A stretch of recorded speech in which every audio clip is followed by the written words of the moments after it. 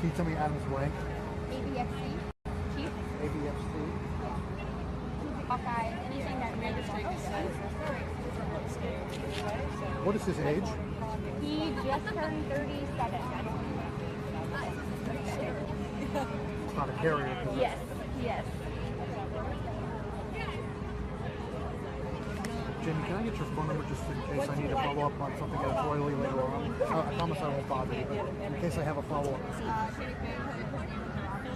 6-year-old boy and 18-year-old boy or girl?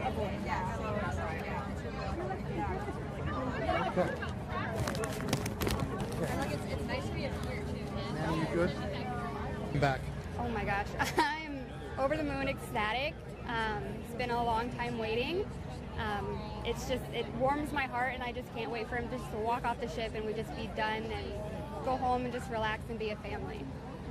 What was the toughest part? I mean, this was the longest deployment on a carrier. Was it his longest ever? Yeah, it has been our longest ever. Our last one was 9 months. But the hardest part was just him not being here and missing milestones. He missed our son's birthday, our daughter's birthday, and then our oldest birthday. Luckily, he'll be here for graduation. So. High school graduation? Yes, yes. Did he say anything about particular difficulties? I mean, they had widely reported problems with the fire on board and with the toilets. What else did he communicate with you? Any particular difficulties? No, I think it was just the part of just being away. I would ask him about how the morale is. He was saying the morale is good. Everybody's spirits are good. They're still hopeful. It was just more so just being away and the struggles of just not being able to be with somebody.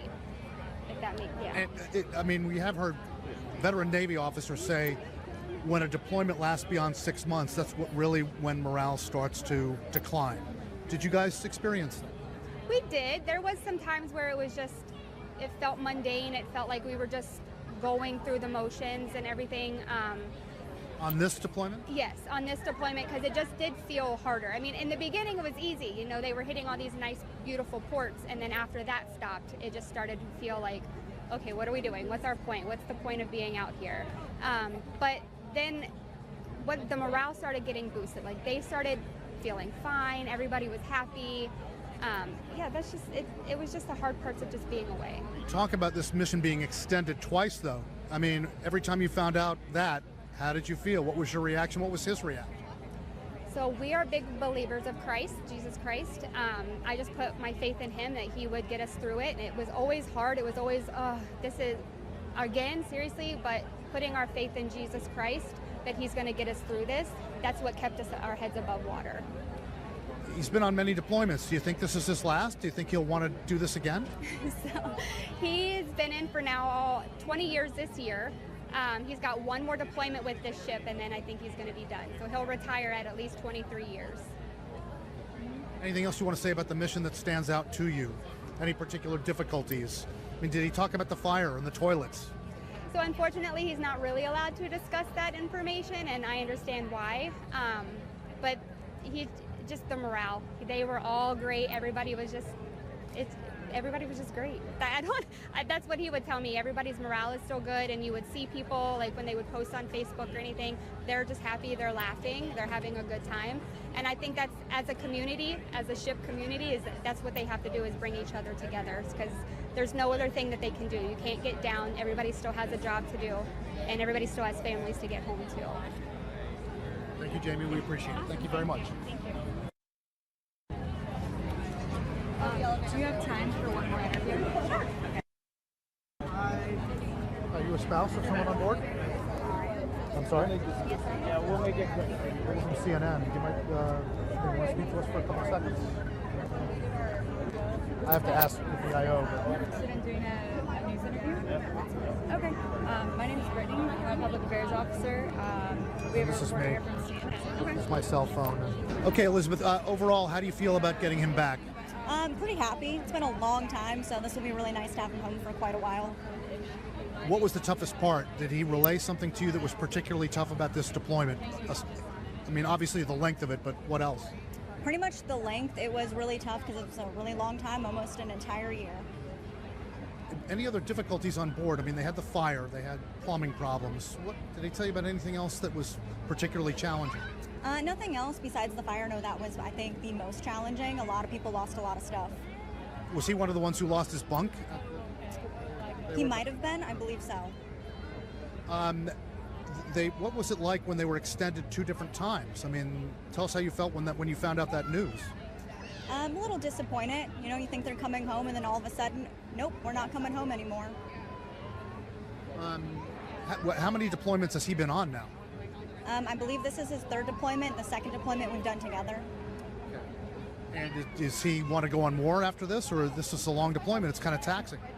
Yeah, I mean, I'm sure there'll be more in the future, but I think for right now, he'll be happy to be done with deployments. Thank you very much. We appreciate it. Thank you.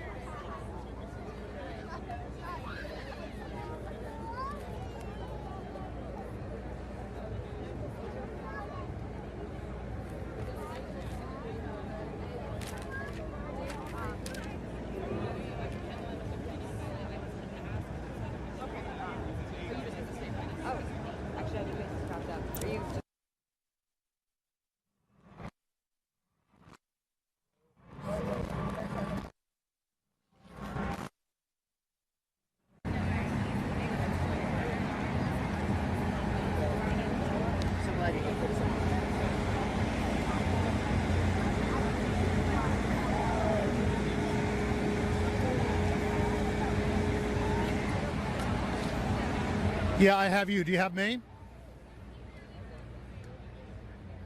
Is it on? Yes, I'm hearing programming. Do you hear me? And do you see me?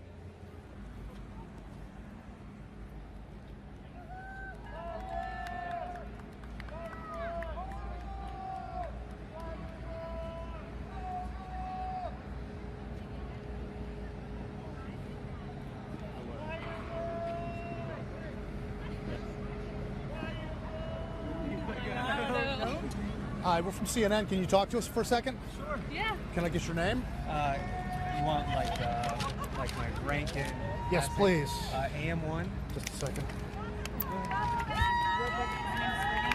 I'm with the Second Fleet Public Affairs Office. Feel free to answer, any questions you want. This is going to be on national news. I'm here if you need me. Okay. First name? Dakota. D-A-K-O-T-A, like the States? Yep. What's your last name? Klein Dents. K-L-I-N-E-D-I-N-S-T. Klein Dents. Klein Dents. Okay, and what's your rank, sir? First class. Petty officer, first class? Yep. Okay, and how old are you, Dakota? I am 32. What's your job on the ship? I'm an aviation structural mechanic.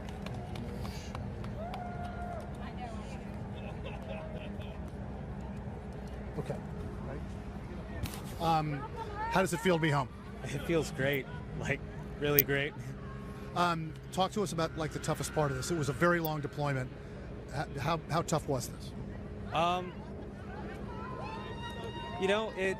It's just the length of it was itself tough, but I think the crew did a great job. I think we all held together, we all held each other up, and even like when things like the fire happened, like nobody gave up. Everybody pitched in. We worked as a team. It was honestly, I've been in the Navy 14 years. You don't see stuff like that really, and it was pretty awesome. Any other problems with it? I mean, when there's a deployment this long, there are going to be issues. There was an issue with the toilets, the fire. What was the tough? I mean, were there any particular difficulties with any of that? The toilets, the HTs, they did a great job. Like when they would go down, they get them right back up. It's not like they were down for like a significant amount of time. It's just something they worked through, and then after they figured out how to treat it and fix it, we really didn't have issues with it. It wasn't like an everlasting issue throughout the whole deployment. The deployment was extended 2 different times. Can you tell us how it felt when each time it was extended? And what went through your mind? Well, it felt like any other extension. I think anybody that's been on a deployment on a ship, it feels the same. It's like, that's a bummer, but we gotta do what we gotta do, Like, just, we'll be home eventually. We gotta come home eventually. Thank you very much for talking to us. Can I just get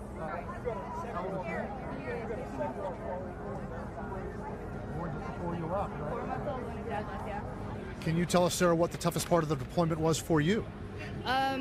Just my husband missing everything, missing his first steps, missing his first birthday. I was in the Navy, so I understand both sides of it, and I think I'm a little blessed in that aspect because I understand it's not his fault. If he could come home, he would have come home. So that just him missing things was what was hard for me because that's not fair for anybody, but it's his job. He signed up. That's what he got to do. So, but he's home now, so yeah, I'm excited. Thank you.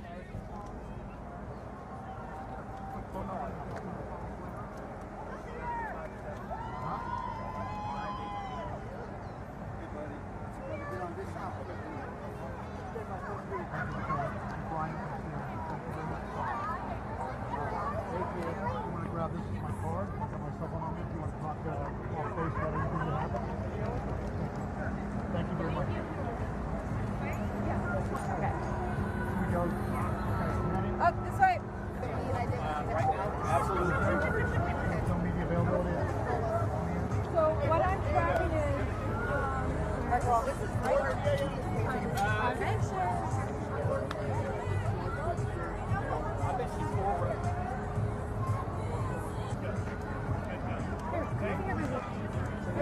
It's done.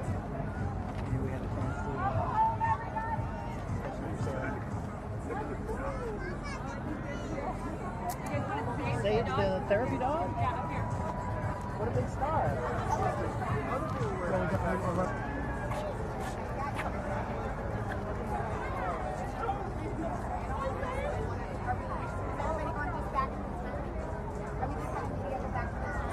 we were having them here.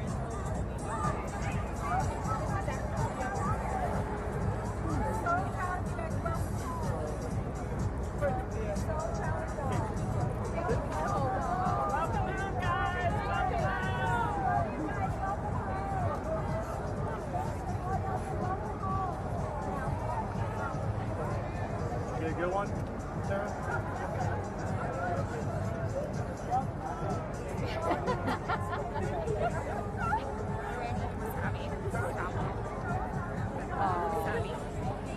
Sir? You know him. Hi, were you his handler on board? Yes, sir. Would you be able to talk to us? We're from CNN. Yes. Just for a brief couple of minutes. A second. I think we're gonna Can you get your name? Eric Sitter, so musician, senior chief. Can you spell your last name, please, Eric? SNI TZER. What's your rank, Eric? Senior chief, team chief musician. How are you doing? Hey, David. Yeah, I know. Okay. Oh, that's cool. Yeah. You were his handler the entire time? Yes, I've actually. Or been her, with it's actually Sage. she's a Her. female. Yeah. Okay. So Sage came on board 3 years ago, and I've been one of her handlers. But for this deployment, and since the last deployment, I've been her primary handler. What has been her primary function? I mean, she's a comfort dog, but what does she really do practically? So she's our expeditionary facility dog, and she does it all. She's a fully trained service dog that had extra training to be a facility dog, basically a service dog for a lot of people. And she just works the crowd. She goes in and works with different divisions, just making everybody's day a little bit better. But she can also help in those situations where someone's having a bad day, turn that day around and get things going right. But really, even a passing interaction with her can bolster resilience and have some of the most stalwart warfighters melt for just 30 seconds, de-stress, and go do something dangerous. It just bolsters their resilience. Was there one particular example that you can cite of a very difficult moment that she helped someone through? I'd say so. I mean, it actually happens on a daily basis. Like someone's having a bad day and they interact with Sage and they say, that's just what I needed. I don't always know why they say that, but their day goes better after that. And that's important. It's a small piece of the puzzle as to why the Ford and the crew are so great, but it is a piece of the puzzle. Any particular example, though, like somebody was either injured or something or whatever? I think someone, I'm not going to get into too many details, it's kind of private, but someone may have had like an anxiety attack recently, and she was there with a handler. Yeah. Just normal bolstering of confidence that can help turn a bad day around. Yeah. Okay, very good. Thank you, sir. We appreciate the time.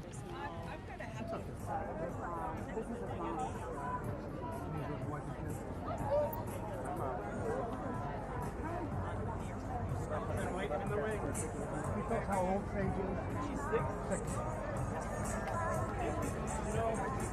Are you good with him doing some additional interviews? Yeah, let me. Do you want me to ask him? Yeah. Is he the dog handler? Is he the dog handler?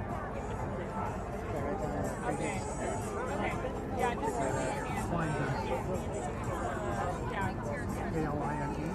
Yes. As many as. Petty officer first class. Dakota Lincoln State. No, we're not going to do level 1. He's an aviation structural mechanic. His wife had a good complaint about him missing his steps.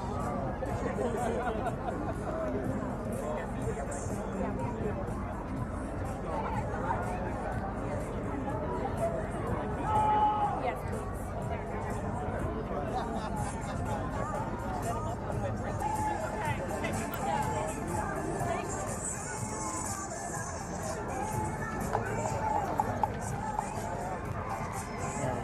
There was a dog handler. Did we do something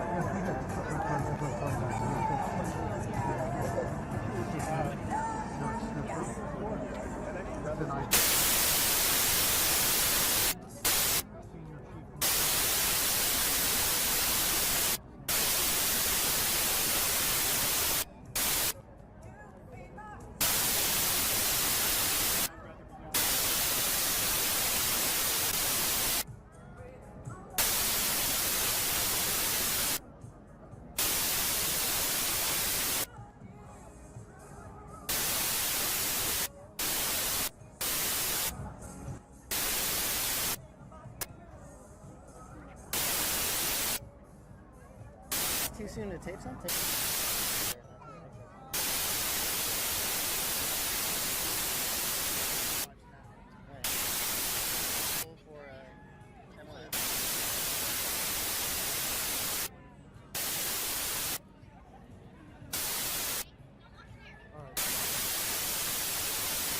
Look live for.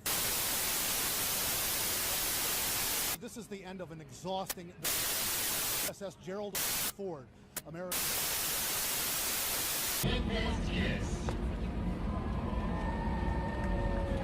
Today, that honor goes to a sailor whose name was drawn to the deployment.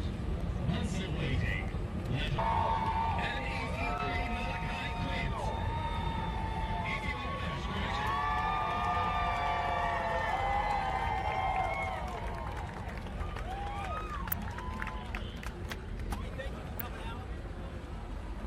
coming out. I'm not going to speak very long because we're here to let the sailors come off and talk to their families, but what a testament to something only America can do. I'm joined by two great members of Congress here and honored to have them here. What the Ford Carrier Strike Group did and these destroyers did was exceptional, phenomenal, and that's why I was proud to give the Presidential Unit Citation to them for their 330-day deployment all the way around the globe. Absolute resolve, epic fury. It's an incredible story, and the only story that should be told today is of the heroism and the skill and the professionalism of these sailors who went 3 times around the globe to defend that flag right there, which can only do what this strike group does. So it's a beautiful day. We're gonna let the sailors get off the ship, and thank you for coming to showcase it. I hope you'll showcase in its entirety the human aspect of this commitment of service to our country. It's beautiful, and I'm grateful for you guys coming out to watch it. Thank you. Secretary, is there an end in sight to the operation? How we doing? You ready? All right. My name is Lieutenant Commander Ada Willis. I'm the Public Affairs Officer for Carrier Strike Group 12 and USS Gerald R. Ford. So excited to have you here today. Could not be more thrilled to be back in Norfolk. Today you'll be speaking with Rear Admiral Gavin, G-A-V-I-N, Duff, D-U-F-F. He's the commander of Carrier Strike Group 12. He'll give some opening remarks, and then we'll open up for a couple Q&A, okay? Please keep your questions limited to the homecoming and Carrier Strike Group 12, and please limit it to one question and one follow-up, all right? Anything before we start? All right, let's get going.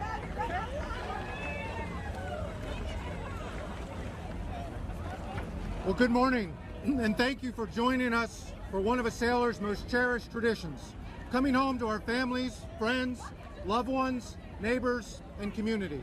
Over the course of the last 326 days, this team sailed the equivalent of 4 trips around the globe, operated across 65 degrees of latitude, executed combat missions in 3 theaters, and proved once again to the world that a carrier strike group remains the most capable, adaptable, and lethal force our nation can deploy. Brilliantly led by my predecessor, Admiral Paul Lanzillotta, alongside the warfare commanders and command master chiefs who stand with me today, the sailors of the Gerald R. Ford Strike Group are this nation's asymmetric advantage. They created victory, defined grit, tenacity, and selflessness, and ultimately were ready on arrival for every mission in every ocean, every single day. But none of this happened alone. During our nearly 11 months at sea, our sailors relied on the strength of the families waiting for us back home. Spouses, children, parents and friends, neighbors and loved ones carried the weight of daily life so our sailors could remain focused on the mission.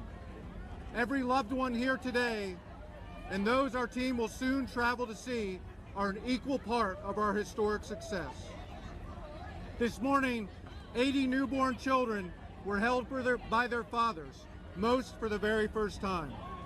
And while I cannot begin to count the number of birthdays, anniversaries, holidays, and milestones missed during this deployment, I can say this with absolute certainty. This sacrifice of our families is inseparable from the success of this carrier strike group. We are also deeply grateful to you, the Hampton Roads community. Every act of kindness, every meal delivered, lawn mowed, play dates scheduled, sporting event coached, and moment of support offered mattered. This community understands military service because this community lives military service. You know what deployment demands from families, and you answered the call alongside all of us. Just as I thank you for what you meant to us, I know that you are actively giving the exact same to the sailors and families of the George H.W. Bush Strike Group. Thank you. Our deployments span from the Barents Sea in the Arctic to the Caribbean, from the Atlantic Ocean in the west to the Red Sea in the east, and all throughout the Mediterranean. Every time, in every corner of the world, sailors of the Gerald R. Ford, Carrier Air Wing 8, Destroyer Squadron 2, and Winston S. Churchill showed the world what it means to be an American, to live selflessly in defense of our nation's values and way of life, and to be ready on arrival when called upon. I encourage each of you to reach out and hear their stories directly from them. The victories, the challenges, the sacrifices, and the joy that define this deployment. And now we are home. To every sailor, spouse, child, family member, and friend of Carrier Strike Group 12, thank you for your sacrifice, your dedication, and your service to this great nation. Today, we celebrate not only a successful deployment, we celebrate being home. Welcome home. Thank you. Admiral, what was the toughest part of the deployment? The separation from family will always be a challenge of deployment. Our sailors, who are unmatched professionals, in the work that they do each and every day to ensure success, certainly have a part of them resting back here at home. And that time apart always will be stressful, at least from my personal experience. How stressful was it to have the deployment extended 2 different times for everybody? From my personal experience, what I can tell you, sir, is that deployment extensions always create a momentary challenge. But what you find is the sailors that are walking down the pier behind us, those on Pier 11 and Pier 7, know very well and had a very clear mission in mind.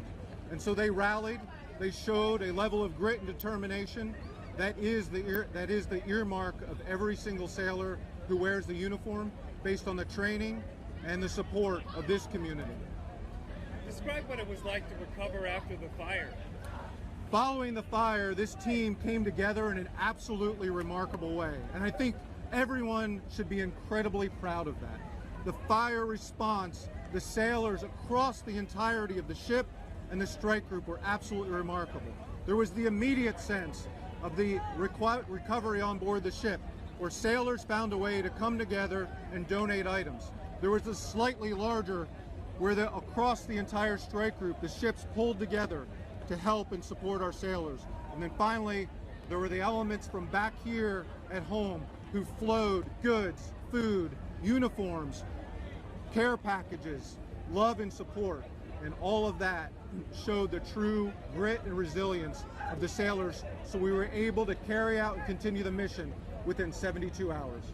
You broke a record here. Do you think another carrier should ever try to break your record?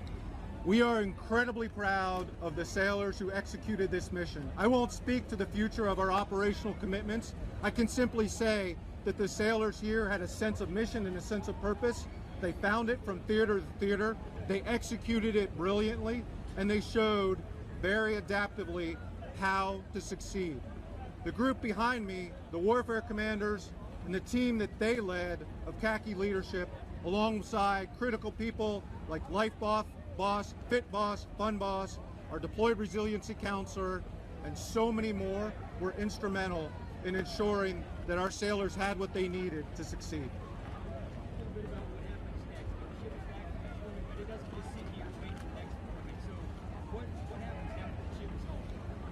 Fantastic question. So I won't go into great details about what each ship and unit is doing. I'm simply going to reflect on today, because I think today is the most important. Today, we're going to go home. Some might mow their lawn, some are going to hug their families, some are going to read their kids' books as they fall asleep tonight, or rock their newborns. But fundamentally, we're going to reconnect and reintegrate. And that's where our focus is going to be for the next several weeks. And then we'll work on what happens after that, and we've got time to solve that. What's the communication like between you and the strike group kind of debriefing and talking about what you guys went through so they can kind of be prepared whenever they go out? I think I missed the first part of your question, sir. Was my communication with Mike? What is the communication going to be like between you and the strike group commanders now that you're home, kind of sharing with them what you guys went through to kind of help them prepare for whenever they get? Great question. So the fortunate part of Carrier Strike Group commanders is we all generally grew up in the Navy about the same time, and we enjoyed many of the same experiences. So we all happen to be very good friends. And so, like my predecessors before me, and my peers who serve in Strike Group Command now, we'll share the lessons with them, just like they did with me before I assumed command of this strike group from Admiral Lanzalota. We'll teach them what worked and what didn't, how to improve, because we know that our goal is to be a constantly learning organization to ensure that the sailors we lead have every tool that they need to excel. Because when we turn them loose, that's all they do. They find a way to excel, and they do it brilliantly. We have time for about one more question. Yes, ma'am. Emma Brown, Virginia pilot. I actually had a chance to meet your parents. Oh, fantastic. Spoke about how proud they are of you and your accomplishments over your career. And I was wondering, after many years of homecomings and deployments, what made this one different for you? And what would you say to junior sailors who might be looking at this as their first deployment and may not know what to expect in the future? Yeah, great question. So this one, every single homecoming strikes just a little bit of a different chord. This one, on a personal note, I come home to a 6-week-old granddaughter, which is a new experience for me. But for all of the junior sailors, what they're going to relish and what they're going to enjoy is that just emotion. The emotion of being back around family and friends, the emotion of knowing that the President of the United States and the Secretary of War and the Chief of Naval Operations sought to recognize them for the service and the sacrifice they provided, and at the exact our family. The time underway,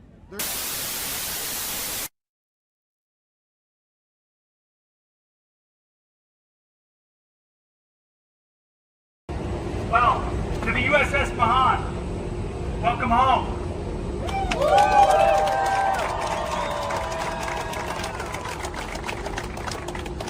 It is an absolute honor to be in your presence today. I'm humbled to be in your presence. In the presence of warriors who stood the watch. I see the sign out there for 331 days. An extraordinary amount of time for naval deployment. I recognize that, the President of the United States recognizes that, and that's why we're here today, along with the entire strike group, to recognize your skill, your proficiency, your dedication, and your heroism. Thank you for serving your nation and serving your nation well. Thank you for representing us here at home and in far-flung places. I'm sure you already know this, but I learned today what the amount of ocean you sailed was equivalent to 3 times around the world. You have represented America in every corner of the globe. You went to Europe, and then you were called to the Caribbean. And when you were in the Caribbean, you were part of a historic mission, Southern Spear, and ensuring that Nicolas Maduro was brought to justice, an absolute resolve. And then you were called yet again, and extended yet again, to the Middle East, to be a part of ensuring that Iran never gets a nuclear weapon. A historic mission that we will finish. You started, it will be finished. But what this ship did, what this strike group did, was help project American power in historic ways. To the families, thank you for supporting your sailors. Thank you for being there every day. For your commitment to the country. There's something especially American about a day like this, extraordinarily American about this. About families and communities that put it all on the line and send their best, their men and women, across the globe to defend this freedom we find that is so precious. It's a combination of the families and the sailors. I had a chance to share Thanksgiving, my wife Jennifer and I, on the Ford, alongside, near, adjacent to many of you. You thought that was probably nearing the end of the deployment, and then it went on, and it went on. But your dedication never wavered, and we never had a doubt that it would. And you were a part of something historic I know you'll never forget for the rest of your lives, nor should you.